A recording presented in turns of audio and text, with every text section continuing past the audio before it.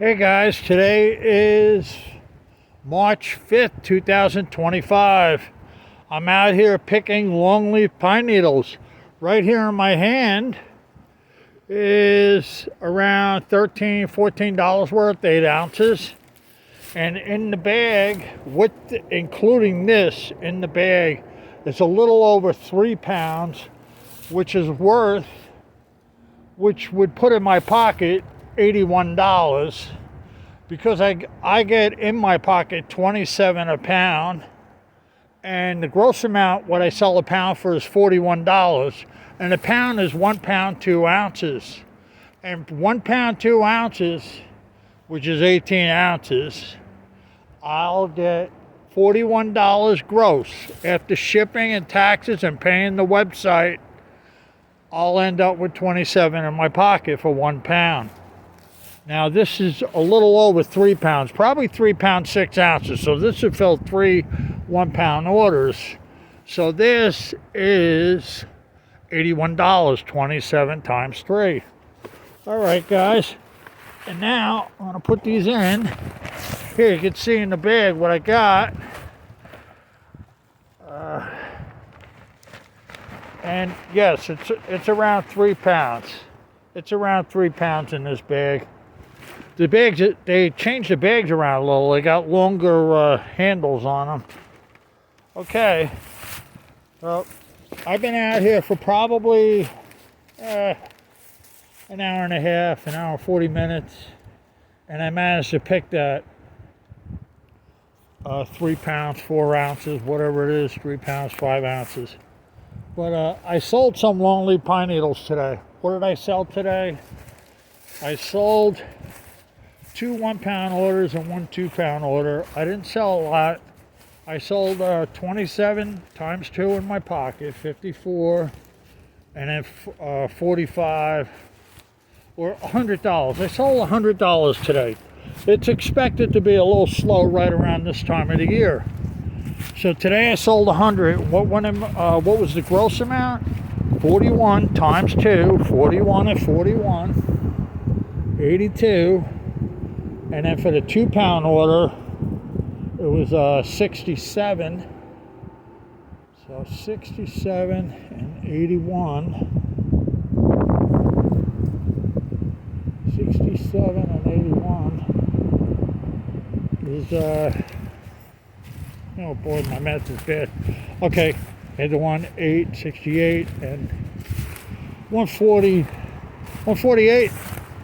I'm guessing 148. Yeah. Yeah, 82 and 67. Right around there.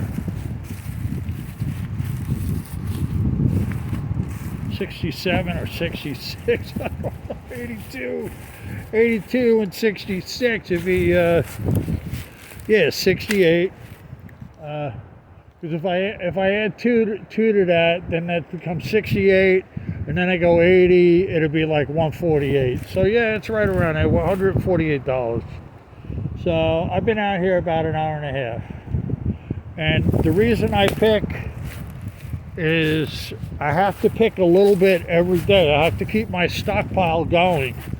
Otherwise, my stockpile will get depleted. And then I'll have to come out here and pick just to fill orders. So I have a stockpile of around 20 pounds of longleaf pine needles. And I try to keep my stockpile as full as possible. Up to 20 pounds or more. Sometimes I'll get it up to 30. Once in a great while, I'll get it up to 50. But it rained yesterday, and the wind was blowing nice today. So today was an easy pick. It only took me an hour and a half to get what to refill what I sold, or almost refill what I sold. Actually, what did I sell? I sold 2 pounds, and then 2 pounds, 4 pounds. I sold 4. And I replenished it with 3. So I sold a little over 4, and I replenished it with a little over 3. So I replenished my stockpile. That's the main thing. I got to do that And what I do is I'll come out here and pick every other day. Now, I've been doing this for 5 years, guys. So because I have been doing this for 5 years, and look, I want to show you a longleaf pine needle. See how long this thing is? And you can't use the green ones. They cannot use green. I'll throw a couple in there only for, it gives a nice scent. That's 3 on one bud. So one pine needle is 3 pine needles. And this is a long leaf, and it's probably around, I'd say 14 inches. And here's one that just dropped from a tree, and it changed color a little bit. That's almost usable. But they got to be a little browner to be used. Now here's a usable one right here. That's usable. And this right here. So, see, the brown ones, they're the freshest. Like this one here, it's brown. It's really light brown. It's too short, but I won't take it. But yeah, the fresh brown ones are the best. They're the freshest. They just came out of the tree like today. Because they do fall. They do fall. I'm just getting a little bit. I'm all right. I got what I needed to get today, so I'm happy. Anybody could do this, guys. Anybody could pick longleaf pine needles. You don't have to be a rocket scientist. What I do is I'll pick these every other day. I'll try to pick a few pounds. Then I'll bring them home. I'll put them in the sink. I'll agitate them in the sink with a shot glass of vinegar. That'll kill any insects or fungus or anything that's on them, if there's anything on them at all. And a little bit of dish soap. And then I'll push them up and down in the sink and let them agitate. Once they agitate for a couple of minutes, pushing them up and down in the sink at 8 ounces at a time, I'll take them out of the sink after a few minutes, put them in a second sink, let them drip dry. And then I'll tie them into bundles. I'll tie that into an 8-ounce bundle. And then I'll put it on the rack and let it drip dry the rest of the way in front of a heater or a fan or something. But when it gets warm out, I'll put it outside in the sun. And it will dry within 24 hours. That roll will be dry. And I'll do it, repeat and do it until I get a whole bunch of rolls, like 10 rolls, 5 rolls, whatever I picked. And then I'll put it out to dry, or put it in front of a heater or a fan. And after 24 hours, it goes in a bag in my office, and it's ready to be sold. It goes in my stockpile. So that's how I do it. And because I've been doing this for 5 years now in South Carolina here, I have a large customer base. I have a lot of people that buy them off of me. But yes, it gets slow right around second week of February to probably the second week of March. Then it'll kick, then all of a sudden, boom, I get hammered. So I have to be ready when I get hammered. Then I'll get hammered for the whole year. And the only time it'll die out is on a holiday. But the rest of the year, I'll just keep getting hammered and hammered and hammered. And I gotta always have to have them because I sell 100 pounds a month. And yes, that's a lot, 100 pounds a month, around 25 pounds a week. That's my average. And then it comes out to around 1,200 pounds a year, because it's around 100 pounds a month. And I got busier as I've been doing it for so many years. When I first started, I was very slow. Had a little bit of customers, not too many. They would buy little dribs and drabs, and then I started to get a customer base where people would buy them because they make baskets with these, and they sell the baskets they make for a lot of money, for $100, $200, $300. They make wreaths that hang on the door. They weave baskets with designs in them, like a picture of a house or some kind of design in it. and then they'll sell what they weave, and people will buy it like it's artwork, and they'll pay hundreds, $300. And the Native American Indians have been weaving things for hundreds of years. So people will try to imitate how the Native American Indians made things. And they'll replicate something that from a tribe with the different symbols on the basket or the backpack or whatever it is they weave. And then they'll sell it, and it's like artwork. And somebody will buy it and pay a lot of money. They will pay $300 for that piece of artwork. Yes. And the person that made it, it might take them a while to make it because it's very intricate. They got to weave everything, and the design's got to come out just right. And it's almost like an artist that paints a painting, and then the painting they painted, they're trying to sell that painting to make money with it. And it's the same thing with people that weave baskets. And I say this a lot, but I do. I have a customer that has a class, and she teaches people how to weave. And she'll buy a few pounds off me at a time.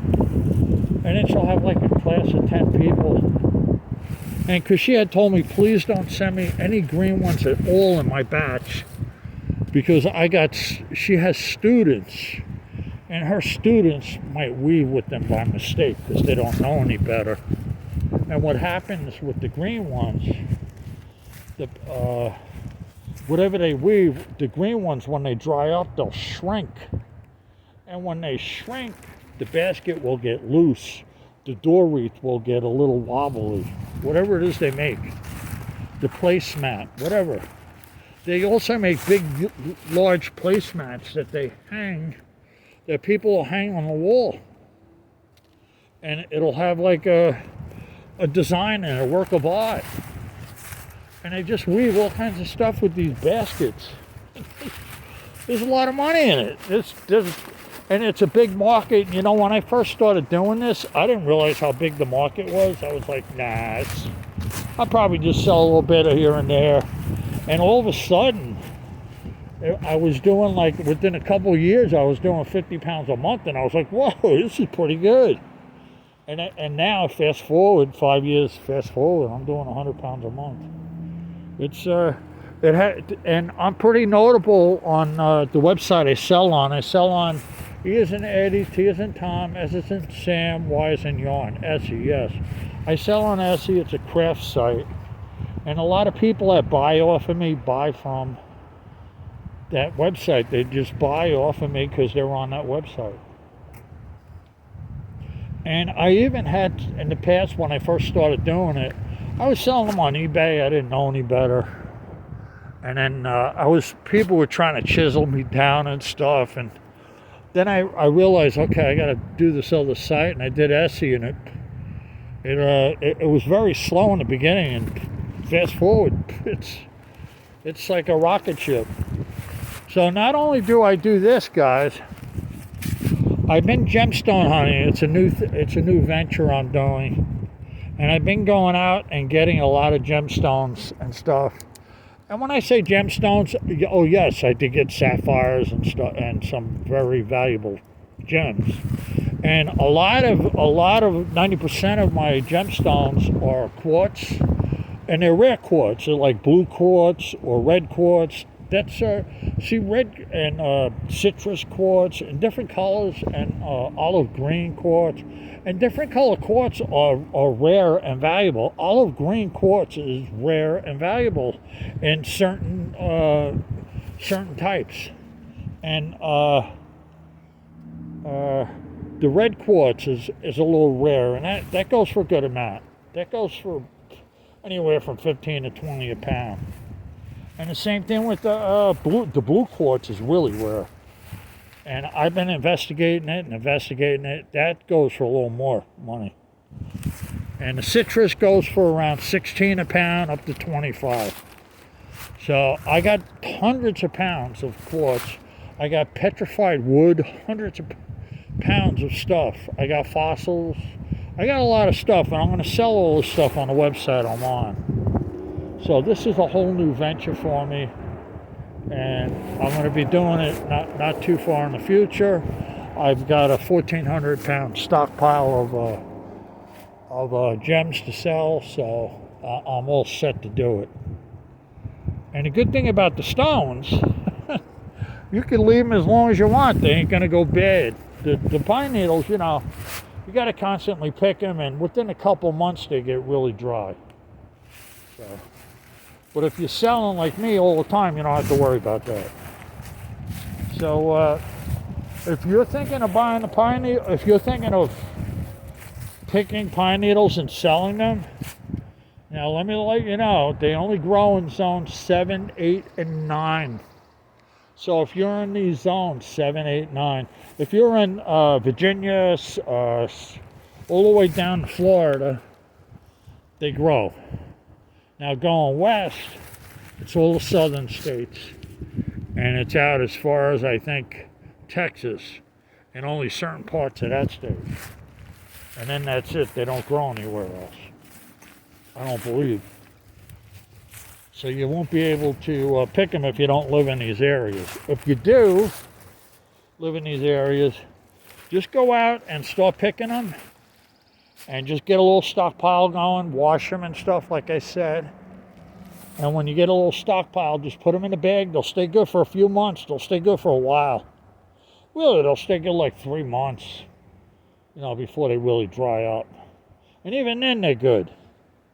You know, if you re-soak them and stuff. Because the people that get them, what they're going to do with them is they're going to soak them in warm water for a half hour or something before they weave with them. That's what they have to do. So, but it's good to get them fresh and to move them quick. But in the beginning, you ain't going to move them quick. So maybe you don't want to get a lot. You just want to get a couple pounds. Let it sit in the house. Put an ad up on the internet and see how they sell. Try to sell it. See what happens. You know, maybe you'll be able to move a few pounds a month. Make a little money on the side. There's tons of people. I got tons of competition. Maybe you'll want to learn how to weave baskets and sell them things for $300. And you know, a pound of Longleaf pine needles, you could weave a whole bunch of baskets because the baskets are very small. And Google Longleaf pine needle baskets and look at them. See what people are selling these things for. And look at the designs and how they're made and the artwork, what they look like. And look at this stuff. Check it out. You'll be amazed. Placemats. They make mats that hang on the walls. They make mats that go in the doorway. They make all kinds of stuff with these. You won't believe half the stuff they make with them. So, anyone could do this, guys. And when I first started doing it, when I moved down here to South Carolina, I'm not from here, as you could probably tell by my accent. I'm from the Northeast. I'm not from down here. But in fact, what happened was I was raking these things on my front yard. And the garbage man wouldn't take them, and I had to burn them in my backyard, and it took forever. I had 20 big giant bags of them, and I burned them all, and then I found out I could sell them, and because I have trees in front of the house, I have trees in the backyard, front yard. So what I do is I'll pick them around the house, but they get depleted real quick, pretty quick. So when they get depleted, I'll come out here and pick. I have a whole bunch of spots where I come out and pick.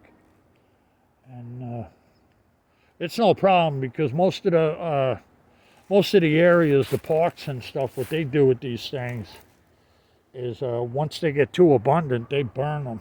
They'll put them in piles and burn them, put them on fire. Because what happens is they become a fire hazard. And I don't know, and I think it's supposed to be good to burn them too. But I mean, one tree will drop like a pound a day. And you get 100 trees, you do 100 pounds of dropping a day. And that'll add up quick. That'll add up quick. And pretty soon the ground will be like a foot deep in pine needles in some areas where the trees are very abundant. And like they are here, they're very abundant, the needles. And it's not hard for me to pick. I don't have to look for it. I just stay in one spot and I grab them. I grab a whole bunch, I slide them through one hand to the other and keep doing it. So look, guys, making money with Gary. I hope you enjoyed this video. It's pretty late now and I gotta get going. I gotta go home. But you could do this. Anybody could do it. Okay, have a good one. Over and out.